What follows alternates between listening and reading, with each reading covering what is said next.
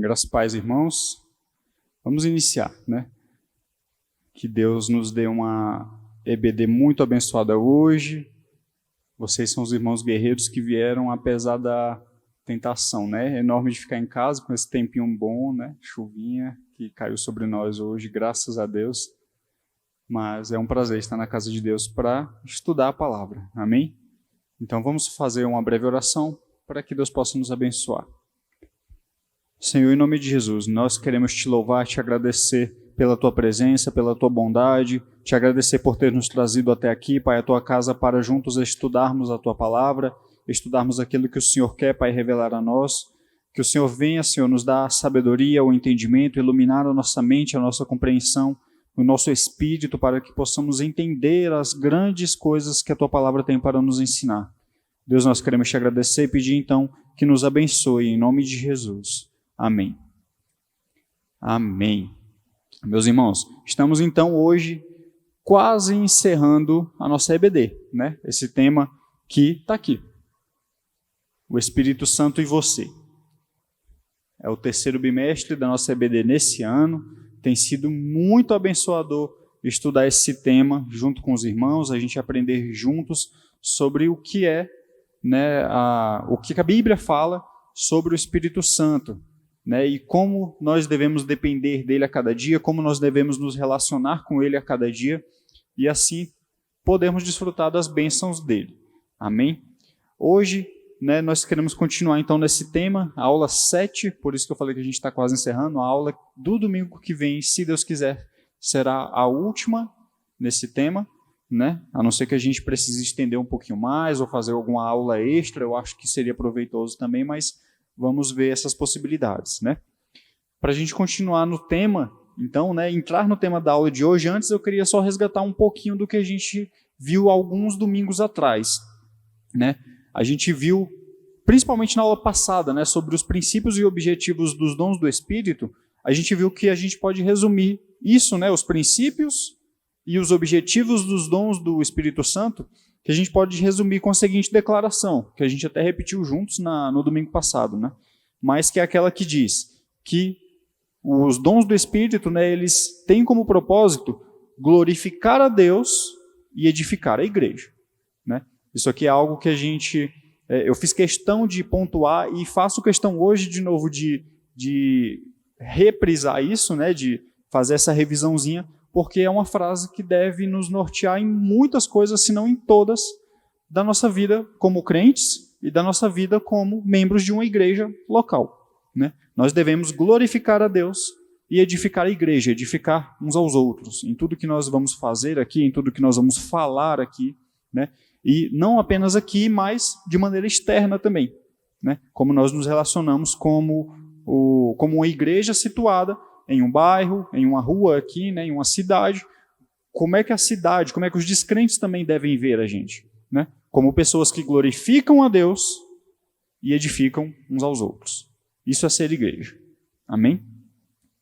Então, nós vimos como os dons do Espírito, né, são dados pelo próprio Deus, né, de forma soberana, para quê? Para que nós sejamos instrumentos dele para o crescimento e bênção uns dos outros. Né? Então, no domingo passado, além dos princípios e dons do Espírito Santo, nós vimos os 5 dons de ministério, né? Que, só para a gente lembrar, são aqueles, né, que dizem os dons de apóstolo, o dom de profeta, o dom de evangelista, o dom de pastor e o dom de mestre. Esses são 5 dons de ministério. Tá? São 5 ministérios, né, aqui essenciais na vida da igreja. É claro que se a gente pensar, né, na nossa vida, até mesmo aqui na nossa igreja, né, Igreja Batista Palavra e Vida, a gente está deixando de ver diversos ministérios aqui, né? A gente pensa, pastor, a gente tem um pastor. Apóstolo, a gente sabe que não existe mais. Né? Hoje em dia, não existe mais apóstolo. Né? Profeta, dependendo do contexto, a gente pode conceber, né, alguém que se levanta como profeta. O profeta é aquele que é um porta-voz de Deus. Então, a pessoa que está pregando a palavra de Deus é um profeta. A pessoa que, às vezes, tem uma revelação específica, local e limitada, também está sendo, né, revelado isso através de uma ação do Espírito Santo. Mas pastor, então, a gente vê evangelista, a gente vê um ministério na igreja. o ministério, né? Não é exatamente um ministério de mestre, mas tudo que envolve o ensino na igreja é realizado por pessoas que, pelo menos supostamente, têm esse dom, né? O dom de mestre. Mas a gente sente falta de alguns ministérios, né, que a gente tem na igreja e que não estão dentro desses 5. A gente vai ver hoje, então, para entrar no tema de hoje, e aí a gente responder essa dúvida que fica, né, Douglas? Então, cadê o ministério, não sei, o ministério de música? Onde é que está o ministério dos diáconos? Onde é que está o ministério, né, o que mais? Que a gente não viu aqui dentro desses 5. Um ministério de portaria, um ministério de recepção, né? A gente vai ver um pouquinho, né, dentro dos dons agora, né, que nós vamos ver que são os dons de serviço, tá? Quando a gente fala de dom de ministério, é aqueles 5 que a palavra de Deus traz, né? Mas a gente vai ver dentro dos dons de serviço, e aí sim, né, a gente vai ver esses diversos outros pontos que a gente vê dentro da igreja, né, de esferas de atuações dentro da igreja, a gente vai ver que sim, eles estão sim respaldados pela Bíblia, né? São ministérios que a Bíblia considera como necessários, importantíssimos, relevantes para o funcionamento de uma igreja, tá? Mas dentro dos dons de serviço, em primeiro lugar, nós queremos falar do dom de sabedoria, tá? Esse dom, ele é dado por Deus, deixa eu clicar mais uma vez. Esse dom, ele é dado por Deus para que a pessoa compreenda e transmita as coisas mais profundas do Espírito Santo, tá? A pessoa que então recebe uma sabedoria especial, a gente sabe, né, que eu vou falar muito isso, né? Dentro de cada um dos dons de serviço que a gente vai ver, a gente vê que esses dons, né, eles são dons especiais, que eles vêm de alguma maneira especial sobre algumas pessoas, porém ele não deixa de ser necessário para todos, né? Sabedoria, todos nós precisamos. Não é só a pessoa que fala, eu recebi o dom de sabedoria, aí o outro fala, eu não recebi, então eu não preciso ter essa preocupação, né, em ser sábio nos meus relacionamentos, nas coisas que eu preciso saber de Deus. Não. Sabedoria, de maneira geral, todos nós precisamos ter, mas quando a Bíblia fala, né, de um dom de sabedoria, é um dom que vem de maneira especial sobre algumas pessoas, então ele se manifesta de alguma forma, às vezes mais clara, né, e mais forte em algumas pessoas, porém todos nós devemos buscá-lo, né? Então, é um dom que é dado por Deus para a pessoa compreender e transmitir as coisas mais profundas do Espírito Santo, né? E ele se manifesta, e aí eu queria ler com os irmãos alguns textos aqui bem rápidos. Ele se manifesta, por exemplo, em Lucas, capítulo 21. A gente vê que esse dom ele se manifesta em situações de dificuldade. Lucas capítulo 21, versículos 14 e 15. Na minha Bíblia diz o seguinte: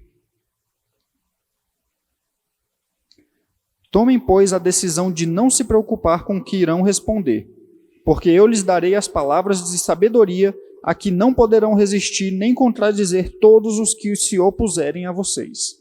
Aqui, dentro de um momento de dificuldade, de perseguição, Cristo está prometendo que o Espírito Santo daria as palavras certas para aquela situação de dificuldade, de oposição, de perseguição, né? E ele fala de uma maneira muito forte, né, que aqueles que se levantarem contra vocês não vão conseguir se opor, né, através dessa sabedoria que só pode ser aquela sabedoria que vem do alto. A sabedoria humana sempre vai ser derrubada. A sabedoria que vem do alto, que vem do Espírito Santo, ela é aquela que a gente não consegue, que ninguém consegue se opor.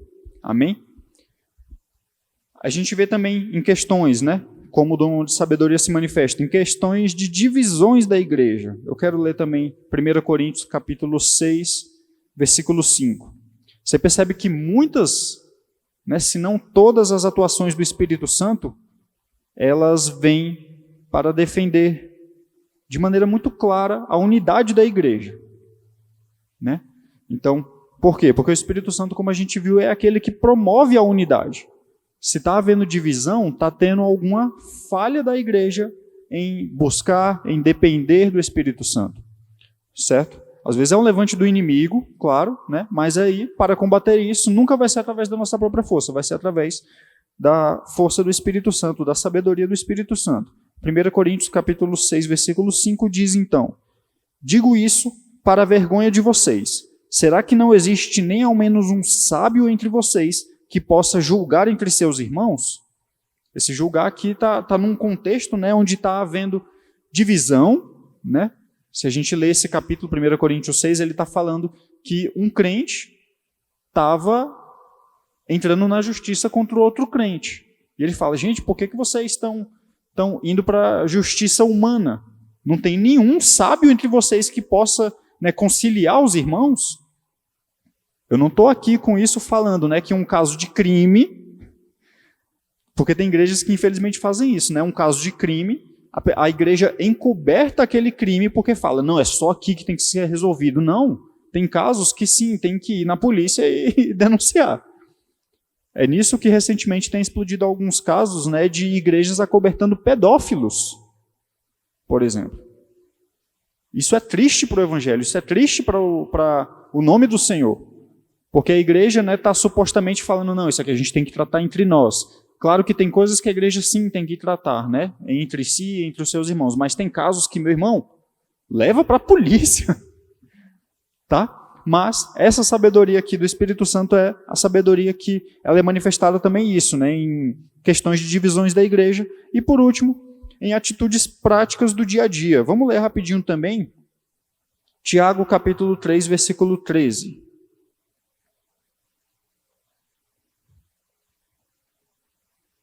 Tiago capítulo 3, versículo 13, quando a gente fala de situações práticas do dia a dia, para a gente ver que a gente não precisa do Espírito Santo só para questões, entre aspas, de igreja, questões espirituais. Gente, o nosso dia a dia, toda a nossa vida deve ser uma vida santa, uma vida separada para Deus. Não é só aqui no templo, né? Na igreja, né, física, mas toda a nossa vida nós devemos viver separados para Deus. Então, no dia a dia a gente vê, por exemplo, em Tiago, capítulo 3, versículo 13, dizendo o seguinte: quem entre vocês é sábio e inteligente? Mostre as suas obras em mansidão de sabedoria, mediante a sua boa conduta. Conduta no dia a dia. Nós devemos ter, no nosso dia a dia, uma conduta que demonstra que nós somos filhos de Deus e que nós somos templo do Espírito Santo. Amém? Então esse dom de sabedoria, né, é um dom de serviço que está à nossa disposição para a nossa vida. Amém? Para que tenhamos uma vida abençoada. Um outro dom, né, que é muito ligado ao dom de sabedoria é o dom de conhecimento. Tá? E aqui, esse parece ser o principal dom dos mestres. A gente vê que tem um ministério, né, dentro lá daqueles 5, que era o ministério dos mestres também, né, um dom de ministério que é o dom de mestre, mas ele é capacitado, essa pessoa que tem um dom de ser mestre, ele é capacitado com o dom de conhecimento. Né? E o que é esse dom de conhecimento? Ele envolve a compreensão e a transmissão do conhecimento da palavra de Deus. E ele pode ser desenvolvido mediante a ajuda divina. E, na verdade, eu vou me corrigir aqui. Ele deve ser corrigido mediante a ajuda divina. Tá? O que diz em 1 Coríntios, capítulo 2, versículo 13? A gente, infelizmente, não vai poder ler muitos textos hoje, porque a gente está um pouquinho avançado na hora, mas eu queria ler esse texto em 1 Coríntios, capítulo 2, versículo 13. Disto também falamos, não em palavras ensinadas pela sabedoria humana, mas ensinadas pelo Espírito, conferindo coisas espirituais com espirituais. Uma pessoa que se propõe, né, por exemplo, o que eu estou fazendo aqui? Eu estou ministrando uma aula da escola bíblica. Eu não devo subir aqui de forma alguma apoiado na minha própria sabedoria, no meu próprio conhecimento. É o Espírito Santo que dá isso. E isso eu tenho uma responsabilidade de desenvolver sempre mediante o quê? A dependência de Deus. Não é aquela pessoa, né, que tem... A gente falou um pouco sobre isso na aula passada, né, uma oratória, isso ajuda. Eu preciso que os irmãos me entendam, então eu tenho que cada vez melhorar minha dicção, meu ritmo de fala, o jeito que eu me mexo aqui, que eu converso com vocês, para quê? Para chegar até vocês. Porém, isso tem que ser sempre uma busca dependendo de Deus, e não apenas essa questão de oratória, né, do jeito que eu falo, né, como eu me comporto aqui, mas principalmente o quê? O próprio conhecimento. Né? O conhecimento que eu estou transmitindo aqui. Por exemplo, a gente está estudando sobre o Espírito Santo. Se eu vou ensinar, né, trazer esse tema sobre o Espírito Santo e aprender com vocês sobre ele, né, porque alguém que está dando aula, eu, pelo menos na minha experiência, eu vejo isso. Eu nunca estou só ensinando, eu estou sempre aprendendo, provavelmente, às vezes, mais até que quem me ouve. Né? Por isso que eu gosto de dar aula. Mas isso tudo é o quê? É algo que vem de Deus, é algo que eu devo buscar em Deus, eu devo me debruçar sobre a palavra, sobre livros que são reconhecidamente bons sobre esse assunto. Em oração eu devo pedir a misericórdia, a ajuda, a direção de Deus. É isso que eu tenho que fazer. Então, esse dom é desenvolvido mediante a ajuda divina. E aí, nesse ponto, eu gostaria só de abrir um parêntese, a gente vai voltar na sequência, mas eu queria abrir um parêntese para a gente abordar algo muito importante, que eu também falei na aula passada ali bem rapidinho, né? Quando a gente fala de dons, a gente precisa resgatar então algo que eu passei muito rápido, né? Quando a gente falou sobre o dom de evangelista, né? Ah, Douglas, a pessoa ganha multidões, tá? Mas não é só o ganhar. Ele está ensinando o evangelho, ele está pregando o evangelho verdadeiro. Aí sim é que a gente vê que ele tem um dom de evangelista, né? Porque a pessoa que convence multidões muitas vezes tem o quê? Uma ótima oratória. É uma pessoa bonita, é uma pessoa que, né, tem umas luzes bonitas sobre ele, cria um ambiente para aquilo tudo, mas se não for o evangelho verdadeiro, não está sendo uma ação de Deus. Então, nisso aqui eu queria falar sobre isso, que dons espirituais eles são diferentes de talentos naturais. Tá? Talentos naturais é aquele que a gente nasce quando a gente literalmente nasce. Aquele que a gente tem desde que a gente nasce. E claro, precisa também ser desenvolvido. Não existe nenhum talento natural que a pessoa não faz nada e continua sendo bom naquilo. Precisa, né, pode e precisa ser desenvolvido. Mas é aquele que a gente nasce. Que a gente tem desde a hora que nasce. Né? Os dons espirituais é aqueles que a gente recebe quando a gente nasce de novo. Quando a gente nasce do Espírito. Então, talentos naturais. A gente deu exemplos aqui, né? Por exemplo, a oratória. Pode ser desenvolvido? Pode, com certeza. Mas tem pessoas que parece que naturalmente conseguem falar bem, não tem problema de falar para muitas pessoas, não tem problema de pegar no microfone, não tem problema, né, disso tudo. E tem pessoas que, por outro lado, né, se treme, fica, né, agoniada. E tem outros talentos naturais. Porém, os dons espirituais é aqueles que a gente recebe apenas no momento do novo nascimento. E o novo nascimento é aquele momento que a gente já viu, né, em algumas aulas anteriores, que é o momento do batismo com o Espírito Santo. Toda pessoa que crê verdadeiramente em Cristo, aquele é o momento que ela é batizada com o Espírito Santo.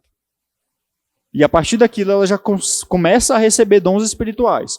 Pode receber às vezes 1 só, 2, mais na frente na caminhada cristã ela recebe outros, você percebe que eu não estou falando, ela desenvolve outros, né? Porque dons espirituais são dados por Deus.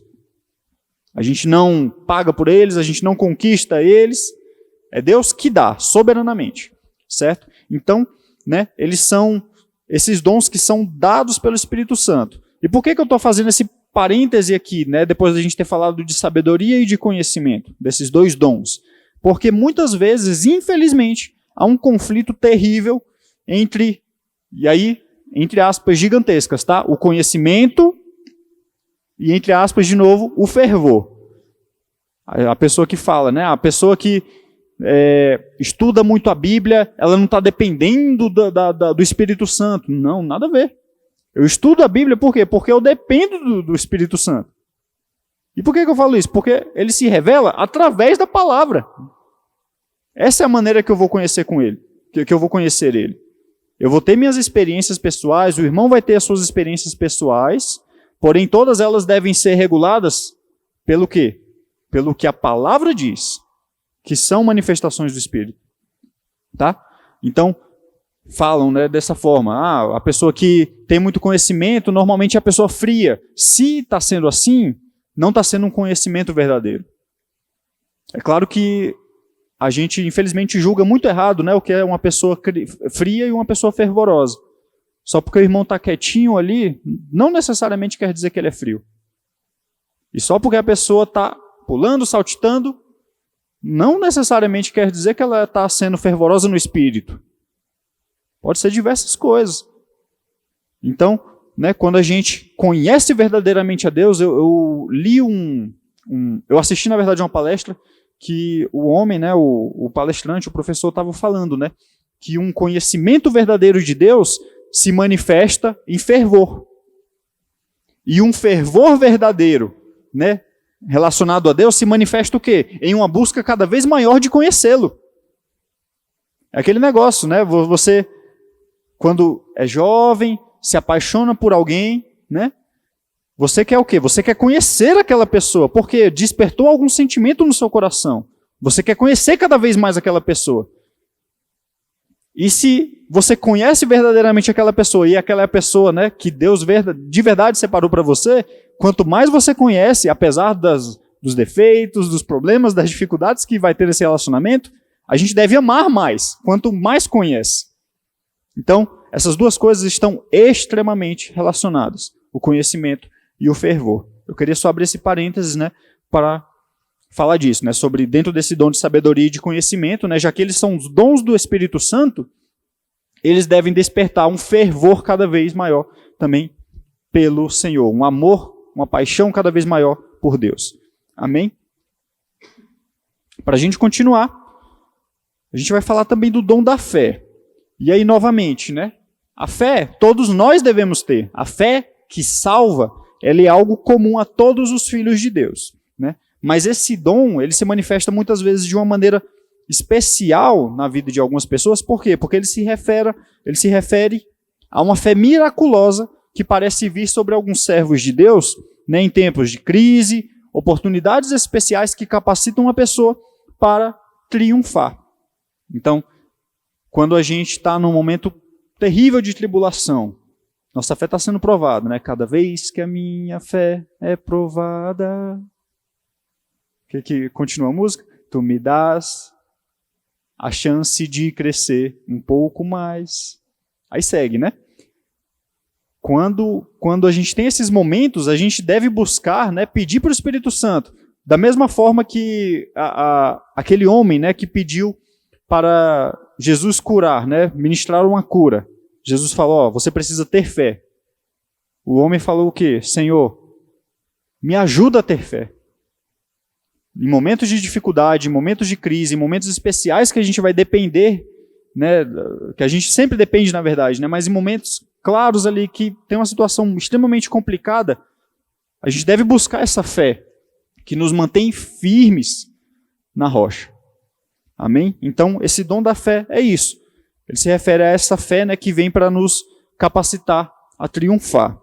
E é esse tipo de fé, então, que a gente vê, por exemplo, na vida dos heróis da fé. A gente não vai ler o texto, né? Mas em Hebreus capítulo 11, versículos 4 a 38, né, lá na Bíblia, que a gente vê os heróis da fé, né? Falar, pela fé, Abraão creu em Deus, mesmo quando não tinha visto ainda o cumprimento da sua promessa. Pela fé, aí vai falando, né, os diversos heróis da fé ali que são registrados. Foi um dom específico que deu uma capacidade para eles verem muito além da situação atual. A gente deve buscar esse dom. Mas, né, não apenas lá no tempo dos relatos bíblicos, mas hoje esse dom ainda se manifesta. A gente vê muitas vezes, né, alguns irmãos manifestando esse dom. Está numa situação desesperadora, mas ele está firme na confiança no Senhor. Não necessariamente às vezes não, eu sei que eu vou ser curado dessa doença. Não, se Deus quiser eu vou ser curado dessa doença. Mas independente de cura, independente de doença, de riqueza, de pobreza, a fé dele está firmada em quê? É em Deus. É em algo que é muito maior do que o que a gente vive aqui. Eu vejo que isso é uma manifestação muito clara do dom de fé. Amém? Outro dom que a gente vê, né, dentro dos dons de serviço é o dom de discernimento de espírito. Este dom ele capacita o crente a perceber e distinguir entre espíritos. E aí a gente colocou 3 categorias de espíritos. Espíritos bons, que a gente pode dizer, né, que são os anjos, o Espírito Santo. Espíritos maus, que são os demônios. Mas também tem outra categoria que a gente muitas vezes despreza, né, que é a categoria do espírito humano. Eu estava em outra palestra, né, que eu estava assistindo, né, um pastor fala, né, que para uma igreja ser satânica, ela não precisa ter uma cruz virada de cabeça para baixo, não precisa queimar a Bíblia, não precisa estar adorando o diabo. Para uma igreja ser diabólica, muitas vezes basta ela estar falando só do homem. Então, se a gente não está falando de Deus, se Deus não é o centro, se Cristo não é o centro da igreja, se não é esses espíritos bons, né, anjos, o Espírito Santo agindo na vida da igreja, ou vai ser espíritos maus, demônios, ou também o espírito humano, que é tão prejudicial quanto. Quando o homem está se exaltando ali na igreja, meu irmão, não está sendo um culto. Quando o púlpito é aberto para colocar homens para se promover, não está sendo um culto, não está sendo uma igreja naquele momento, pelo menos. Está sendo outra coisa. A gente não quer ser esse tipo de igreja. A gente quer, de novo, glorificar a Deus e edificar a igreja, edificar uns aos outros. Então, a gente vê, né, que esse dom de discernimento de espíritos é muito importante hoje na vida da igreja. A gente precisa dele, né, precisa buscar esse discernimento, né, porque o exercício do dom, né, de discernimento, ele é importante hoje para conservar a igreja local, né, e a gente está falando de igreja local por quê? Nós somos responsáveis pela nossa igreja. Nós temos igrejas irmãs, igrejas que a gente conhece, pastores que a gente considera, né, como homens de Deus, porém, a responsabilidade que eu tenho como crente é, em primeiro lugar, claro, com Deus, mas eu tenho responsabilidade com cada um de vocês que são membros aqui também. Se alguém me ver fazendo uma coisa errada lá fora, vai falar, oxe, o Douglas não é da Igreja Batista Palavra e Vida? Aí vai olhar, ué, o Rony também é de lá, né? O Pedro também é de lá. Vão falar, ixi, será que esse povo é doido? Então nós temos uma responsabilidade uns com os outros. E por isso que nós devemos, né, buscar do Espírito Santo esse discernimento, para conservar a nossa igreja livre de qualquer ação que não seja a ação divina. Se for ação demoníaca, a gente deve rejeitar e deve lutar contra. Se for ação humana, nós devemos também rejeitar. Então é por isso que tudo aqui que acontece na nossa igreja deve ser o quê? Com Cristo como centro. O que a gente está pregando? É Cristo como centro? Amém. É a exaltação do homem? É falar que você é bonitão, você é cheirosão? Opa, não está sendo uma pregação verdadeira. Nossas músicas estão falando de Cristo, tem Cristo no centro, está exaltando Deus. Glória a Deus, esse é o tipo de igreja que eu quero estar. Nossas orações é falando Senhor, eu. É aquele, né? O glorificado seja eu. Misericórdia. Glorificado seja Deus. Amém? Então nós devemos discernir isso e rejeitar qualquer ação, qualquer atividade, qualquer ação que não seja aquela que é centrada em Cristo. Amém? Então, né, a gente vê, não vai ler, mas se os irmãos quiserem anotar, 1 João capítulo 4, versículos 1 a 6, a gente vê um exemplo da exortação ao uso deste dom. Né? O apóstolo João pedindo, implorando, ordenando, né, que na igreja ali seja buscado isso, né, o discernimento do que está acontecendo na igreja. Tá? A gente pode ler isso mais tarde. Outro dom que a gente vê aqui é o dom de ministério. E aí naquela revisãozinha que eu fiz no início, né, do tema que a gente abordou na aula passada, a gente falou de dons de ministério. Né? Dom de ministérios. Quando a gente fala de dom de ministério, né, lá os dons de ministério são 5. O dom de ministério, né, a gente vê que é um que é diferente daqueles. Aí a gente vai começar a ver diversas áreas de atuação na nossa igreja que estão dentro disso aqui. Né?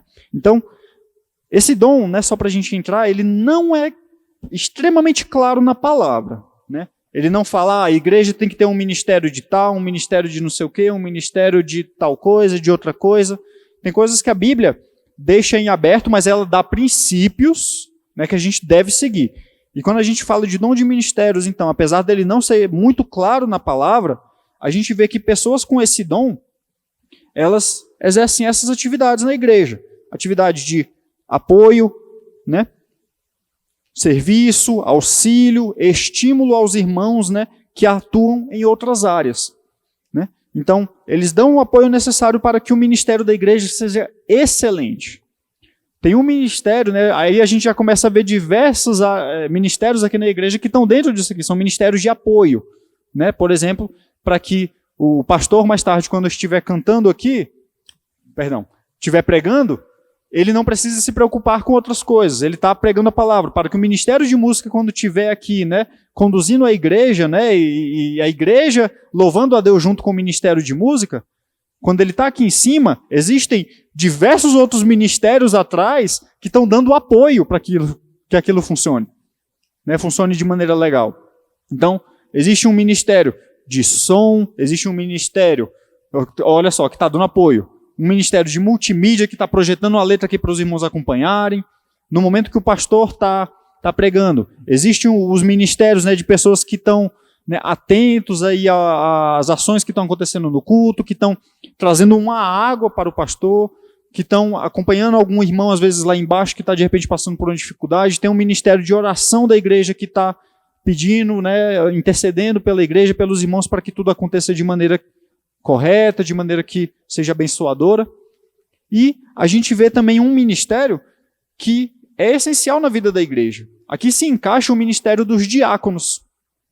Quando eu lia, né, aqueles 5 ministérios, né, de novo, apóstolo, profeta, evangelista, pastor e mestre, eu sentia falta. E os diáconos? Então, o diácono precisa muito na igreja de diáconos. Onde é que está esse ministério? O ministério dos diáconos está aqui. É um dom dado pelo Espírito Santo, né, para que a pessoa sirva, preste apoio, auxílio para as demais atividades da igreja. Então, por exemplo, né, quando a gente lê lá em Atos capítulo 6, versículos 1 a 4, por que os diáconos foram instaurados na igreja? Porque os apóstolos eles estavam, né, na pregação, no ensino da palavra, mas aí tinha diversas outras atividades que precisavam ser feitas. E aí eles oraram, pediram direcionamento a Deus e Deus deu, né, um direcionamento.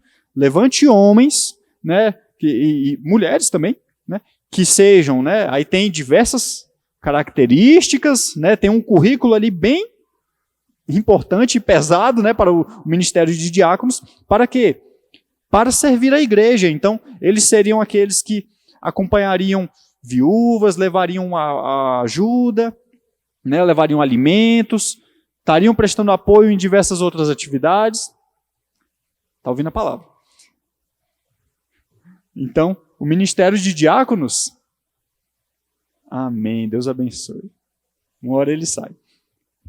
O ministério dos diáconos é para isso, é um dom de serviço, que uma igreja sem diáconos, ela é uma igreja que, pode anotar, eu falo sem medo de errar, é uma igreja que não funciona tão bem quanto deveria. Para não falar uma palavra mais pesada, né? Quase falar, é uma igreja que não funciona, não. Às vezes funciona, né? Principalmente se uma igreja for menor. Mas ela nunca vai funcionar tão bem quanto deveria, sem esse ministério tão essencial que é o ministério dos diáconos. Outro dom que a gente precisa falar é o dom de governo. Esse dom envolve a capacidade administrativa para presidir, decidir, gerenciar e executar projetos cristãos. Então, todas as atividades, né, os projetos que a igreja desenvolve, em primeiro lugar, devem ser o quê? Projetos que glorificam a Deus, né? Nada na igreja que, se houver algo na igreja, né, um projeto aí, a igreja está com um plano gigantesco de fazer tal coisa, é dever dos membros dessa igreja analisarem isso e falarem, isso aqui vai ser para glorificar a Deus e vai ser bênção para a nossa igreja local? Sim, então vamos lá. Precisa de pessoas que tomem a frente desses tipos de projetos, né? Então, pessoas que têm esse dom de governo, né, para presidir, decidir, gerenciar e executar projetos cristãos. Esse dom, ele é imprescindível, né? Ele não pode faltar na igreja para os seus líderes, tá? Desde os membros de diretoria, né? Os irmãos sabem, se vocês pegarem o nosso estatuto, há uma diretoria, né, composta pelo pastor, por outros irmãos. Há um conselho em formação, ainda não está instaurado, mas, né, vai haver um conselho da igreja. Vai haver também, né, coisas que já temos hoje, né, líderes de departamentos e ministérios. Pessoas que estão em cada uma dessas posições devem ser pessoas que têm esse dom, tá? esse dom de governo. Porém, esse dom de governo ele não é exercido com dominação, mas é através de ser modelos. E aí eu queria ler o que está em 1 Pedro, capítulo 5, versículo 3. Não se distraiam não, irmãos. Esse passarinho está aqui para nos testar, tá? 1 Pedro, capítulo 5, versículo 3, quando a gente vê sobre essa questão da liderança da igreja, sobre o governo da igreja. A gente precisa lembrar que a igreja não é de homens, a igreja é de Cristo, né? Então, pessoas que são levantadas para liderar igrejas, eles devem ser dessa forma. Diz aqui, 1 Pedro, capítulo 5, versículo 3. Não como dominadores dos que lhes foram confiados. Olha só, um rebanho ele não é de um pastor, ele é confiado a um pastor. O rebanho é de Cristo, né? Então, não como dominadores dos que lhe foram confiados, mas sendo exemplos para o rebanho. Pessoas que lideram o ministério devem ser exemplo, devem ser modelo, deve ser, como diz aquela figura que a gente fala muito, né? Ou ouve muito. Não é chefe, é líder. Chefe é aquele que manda você ir, né? Líder é aquele que fala, vamos lá, né? E que te leva. Então, líderes na igreja, né? Pessoas que governam a igreja, que recebem esse dom, devem exercer ele dessa maneira, não como dominadores, mas como modelos. Outro dom é o dom de exortação.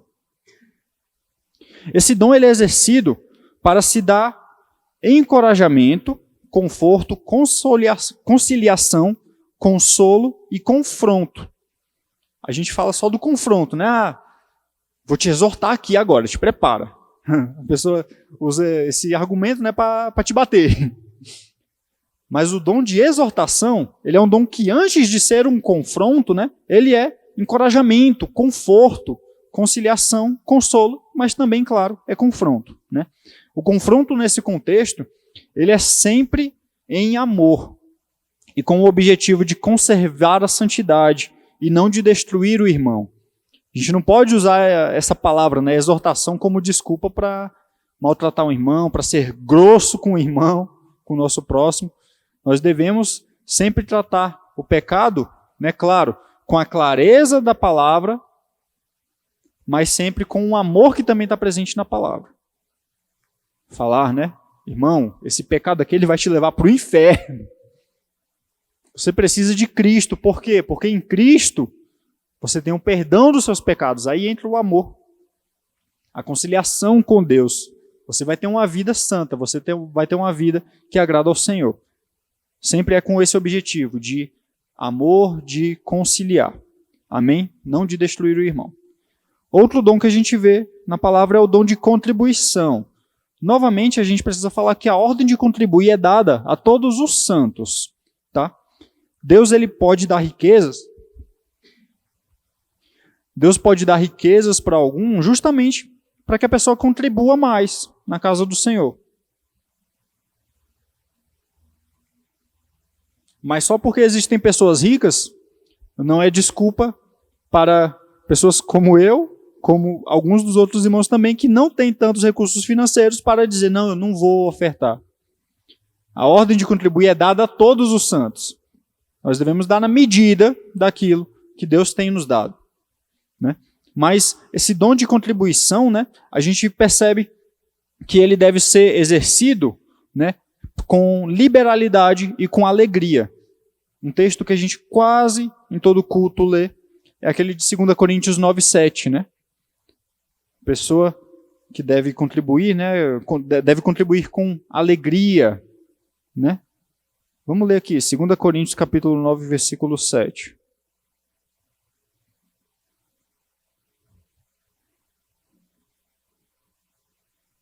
Cada um contribua segundo tiver proposto no coração, não com tristeza ou por necessidade, porque Deus ama quem dá com alegria.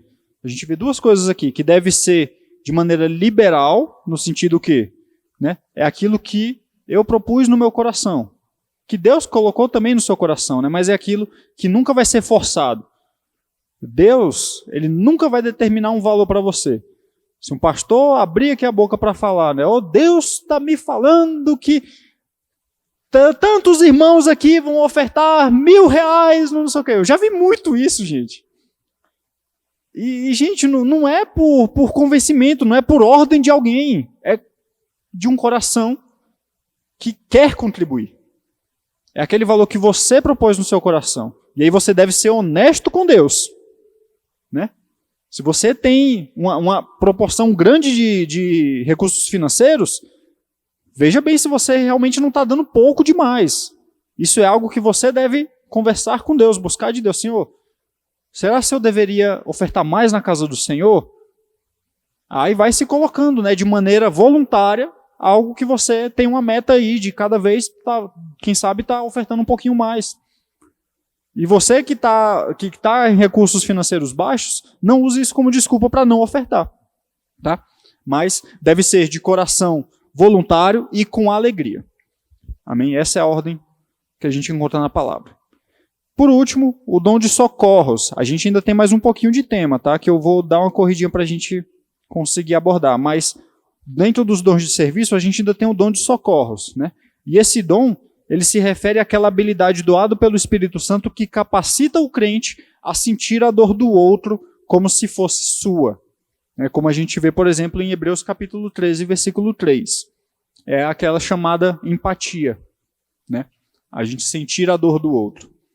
Devemos ser cheios de misericórdia. Né? Quando a gente fala de dom de socorro, a gente pode falar também o dom de misericórdia. Né? Devemos ser cheios de misericórdia em nossos relacionamentos, assim como o nosso Deus é. Amém?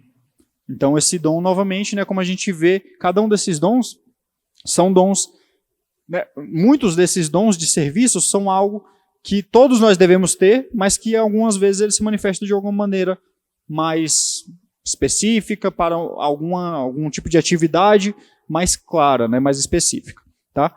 Mas para a gente continuar, a gente quer entrar no tema agora, né? Para encerrar esse tema de dons do Espírito Santo, que a gente está falando desde a aula passada, os dons de sinais. Antes da gente falar desses 3 dons de sinais que a gente encontra na palavra, eu queria só dar um contextozinho rápido para os irmãos. A gente vai falar de um pouquinho de linhas doutrinárias, linhas teológicas, dentro disso aqui, da abordagem sobre os dons de sinais. Né? Há um debate muito grande sobre a continuidade dos dons de sinais até hoje. Tá? Os dons de sinais, só para a gente já começar a se preparar para falar sobre eles, são 3. O dom de cura, o dom de línguas e o dom de milagres. São esses os dons que a gente vê na palavra. Tá? Mas, dentro desse debate, né, sobre se eles ainda existem até hoje, se não, né, tem 2 linhas teológicas. E aí dentro delas tem algumas ramificações, né, mas vamos ver só de maneira geral. Há de um lado os continuistas, que eles acreditam, né, que os dons ainda se manifestam até hoje. E do outro lado, há os cessacionistas. Cessar é o quê? É parar. Né? Então, aqueles que acreditam, né, que os dons de sinais eles existiram verdadeiramente só na época do início da igreja. Né? Por quê? Porque precisava de uma manifestação clara ali para demonstrar, né, que aquilo que estava sendo pregado era verdadeiro. Depois daquele momento, não precisou mais ali daquele período então inicial da igreja, os apóstolos, os pais da igreja, depois eles foram se desvanecendo até que hoje em dia eles não existem mais. Existem essas 2 linhas teológicas. Eu não falei até agora qual que eu... tá? Eu estou falando das 2 que existem. E aí, para falar, para ser honesto com os irmãos, a linha, né, que eu tendo a andar mais é a linha do... Você acha que os irmãos sabem? Gente, eu tendo a andar no meio termo entre as 2, tá? Eu acredito que os dons do Espírito ainda acontecem hoje, os dons de sinais ainda acontecem hoje. Eu não sou daqueles que negam a ação do Espírito Santo. Oi? Ah, não. Eu não sou daqueles que acreditam que não existe mais cura hoje, não existe mais dom de línguas hoje, não existe mais milagres hoje. Pois não, pastor?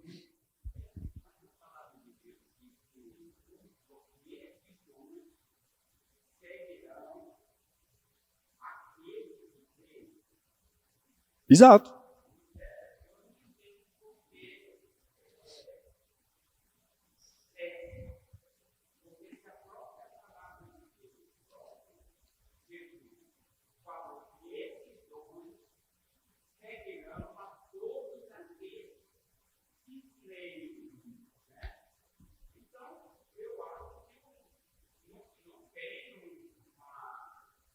uma quebra em algum momento. Continuam. Isso. O pastor Raimundo está falando, né, daquele versículo que Jesus fala, né, esses dons seguirão aqueles que creem. Né? Isso para mim também é uma clara evidência de que eles continuam hoje. O argumento, né, eu não estudei muito a fundo ainda essa questão do continuismo e do cessacionismo. Né? Eu estudei ali o suficiente para a gente conversar um pouquinho sobre eles, né? Mas posso estar errado. Se algum cessacionista depois estiver assistindo essa gravação, por favor, me mande uma mensagem. Né? Mas o que eles argumentam, né, é que eles acompanhariam sim os que creem, mas que eles acompanhariam os que creem naquele momento de início da igreja. Mas, novamente, na palavra não tem algo que fala, vai acompanhar os que creem só até tal ponto. Né? E aí por quê? O argumento deles é esse, é porque precisava, né, por exemplo, quando a gente vê no ministério de Jesus, por que que ele fazia aqueles milagres? Era para se aparecer? Não. Era para demonstrar que as palavras deles eram acompanhadas de poder verdadeiro, de autoridade verdadeira. Tanto que, eu acho que esse é o argumento deles, né? Tanto que as pessoas falavam, né? Nunca vimos alguém pregar como ele, porque ele não prega como os fariseus, como os escribas. Ele prega como quem tem autoridade. Né? Então, quando Jesus operava sinais, curas, milagres, né? Era isso. A palavra de Jesus, o ensino de Jesus era acompanhado de autoridade, de milagres e desses dons de sinais. Né? Mas, então, né, só para a gente voltar, eu ando num meio termo entre os dois. Tá? Em tempos anteriores, eu estava bastante cessacionista. Apesar de não ter estudado muito a fundo essa linha teológica, né? Mas eu estava com um coração muito endurecido quanto a dons de sinais. Hoje em dia, eu estou andando no meio termo mais. Mas no meio termo que, para mim, pode se resumir em uma frase, né? Você pode me chamar de aberto aos dons de sinais, né? Mas cauteloso. O que eu quero dizer com isso? Que sim, eu creio que o Espírito Santo continua agindo, porque, novamente, na palavra eu não encontro nenhuma passagem, nenhum ensino que fala que seria só naquele período, né? E tem coisas que a gente vê hoje que a gente tem que olhar e falar, gente, isso aqui só pode ter sido Deus, só pode ter sido um milagre, né? Porém, quando eu falo cauteloso, é o quê? Porque, infelizmente, a gente vê que há um exagero de algumas dessas manifestações. E aí a gente precisa, às vezes, ver se é realmente uma manifestação do Espírito, se não é.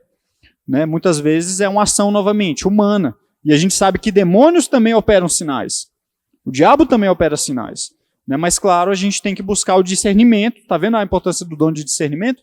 Para que a gente não peque aqui, né? E julgar alguma ação do Espírito, dizer, não, isso aqui é só coisa do emocional. E vice-versa também. A gente vê algo que está sendo só do emocional e fala, o Espírito Santo está... Também é pecado. Então, por isso que eu digo, sou aberto, mas cauteloso, né? Como é que a gente vai se proteger disso, né? Que a gente deve, em primeiro lugar, né, amar aqueles que caminham em posições diferentes, porque o mesmo Espírito que dá os dons é o Espírito que deseja a união da igreja, tá, dos irmãos. Mas, quando eu falo aberto e cauteloso, eu digo o quê? Eu creio na manifestação desses dons, porém, da maneira que a palavra os regula. Isso aqui eu não consigo abrir mão. Tá? A palavra ela dá ordens muito claras sobre o exercício de dons. Aí a gente vai ver, então, a partir de agora, um pouquinho quando a gente falar deles, né? Mas, em primeiro lugar, quando a gente fala de dom de cura, a gente precisa correr, mas esse dom ele é muito claro e muito objetivo, né? Esse dom ele é exercido para restituir ou conceder saúde física, emocional ou espiritual. Tá? Pelo poder de quem? Do Senhor, pelo poder de Deus. Esse é o dom de cura. Quando a gente fala de dom de línguas, né, a gente precisa entender, né, que o dom de línguas visto no dia de Pentecostes, quando o Espírito Santo desce sobre a vida dos discípulos, a gente teve um dia só para falar sobre isso, né, uma aula só para falar sobre isso, mas o dom ali, né, que foi concedido foi a capacidade especial, né, dada por Deus para falar idiomas diferentes, sim, línguas estranhas, né, mas de pessoas das diversas nações que estavam presentes lá. Então eram línguas o quê? De outros países. E era o quê? Exaltando, glorificando a Deus. Mas há também interpretações, e aí eu preciso também tá mostrando dois lados que a gente pode seguir, e aí depende da consciência do irmão. Há uma segunda interpretação, há interpretações de outras passagens da Bíblia que entendem que também possam ser concedidas línguas espirituais. Tem passagens que dão assim a entender que ele está falando de línguas de anjos, por exemplo, línguas que não existem no nosso mundo. Porém, independente de qual seja a linha que você creia, eu particularmente creio que dom de línguas são línguas faladas por povos, faladas por nações. Eu já manifestei esse meu entendimento na aula quando a gente falou do dia de Pentecostes. Porém, para os irmãos que creem, que possam ser também línguas espirituais, eu amo você do mesmo jeito. Tá? Não vou sair daqui falando que você é um herege. De jeito nenhum. Eu vou falar no que eu creio, vou respeitar a sua opinião. Porém, a união que o Espírito dá é através do quê? Do uso correto desse dom. A palavra regula o uso desse dom. E o que a Bíblia fala, Independente do que você crê, se é só línguas humanas, ou se é línguas também podem ser línguas de anjos, por exemplo. Mas o que a Bíblia ordena, é que... Deixa eu me encontrar aqui. Esse dom, ele é... Tá, antes da gente falar das ordens da palavra, esse dom ele é colocado como inferior, e eu falo isso com muito cuidado, tá, para os irmãos não me entenderem mal. A Bíblia chama esse dom de inferior ao dom, por exemplo, a outros dons que contribuem para a edificação da igreja. E aí eu quero ler o que está escrito lá em 1 Coríntios capítulo 14, versículo 19. 1 Coríntios 14, 19. Estamos quase encerrando, tá? 1 Coríntios 14, 19. Diz o seguinte: contudo, na igreja prefiro falar 5 palavras com meu entendimento para instruir os outros, do que falar 10.000 palavras em línguas. Ele está falando que num contexto de culto público, de uma reunião de outras pessoas, é mais importante o quê? Do que o dom de línguas? É comunicar as glórias de Deus na língua que a gente entende, no português, no caso. A gente não está aqui pregando em inglês. Estamos aqui ensinando e pregando em português. Mas por que ele fala isso? Porque nesse contexto de culto, é necessário que haja uma edificação mútua. Quer dizer que não pode ser falado línguas na igreja, Douglas? Pode. Pode. A palavra é muito clara quando fala, não proíbam o falar de línguas. Mas ela dá uma diretriz, ela dá uma ordem. E aí nisso aqui, independente do que você crê, a gente precisa se abraçar e falar, nós cremos na Bíblia. E vamos seguir a Bíblia. Amém? O que a Bíblia fala? Qual é a ordem que ela dá sobre a utilização desse dom? No culto público, o exercício deste dom deve ser acompanhado por um intérprete. E aí é quando a gente vê por que há os excessos que muitas vezes fazem pessoas como eu antigamente crer que não é dom do Espírito. Precisa ter intérprete e limitado a 3 pessoas. Não sou eu que estou falando isso, é a Bíblia. Não é uma igreja tradicional que está falando isso, é a Bíblia. Não é uma igreja reformada que está falando isso, é a Bíblia. Aí eu pergunto, meus irmãos, qual foi a última vez que você viu alguém falando em línguas e depois alguém pegando e aí interpretando? No culto público eu estou falando. Se você está num contexto ali que você está orando com um irmão, está num círculo de oração, está na sua casa e você está falando em línguas, aquilo ali não vai precisar de interpretação.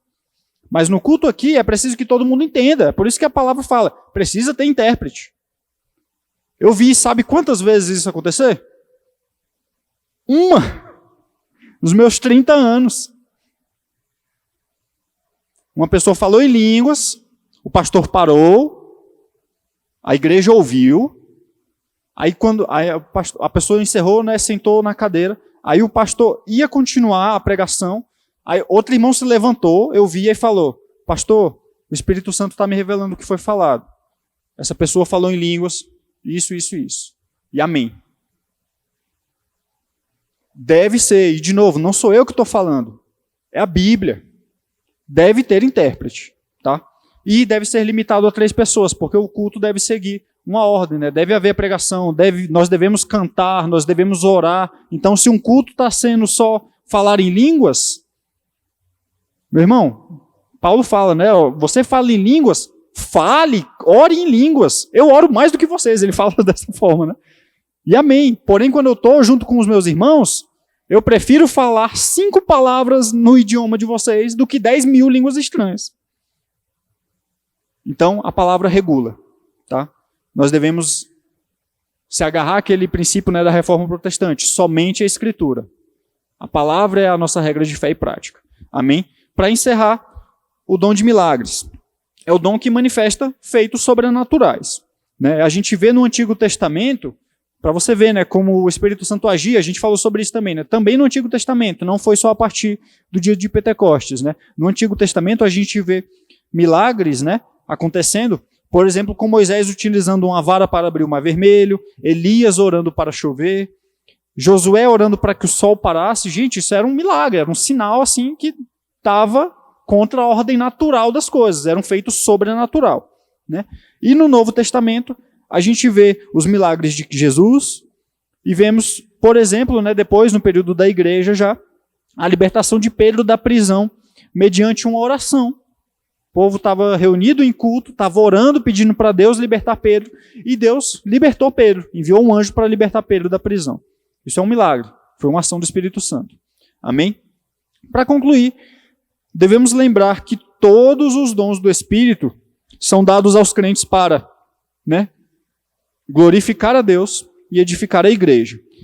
E além disso, centralizar a força da existência, né, da igreja em um dom em detrimento de outros, limita o plano de Deus para a igreja.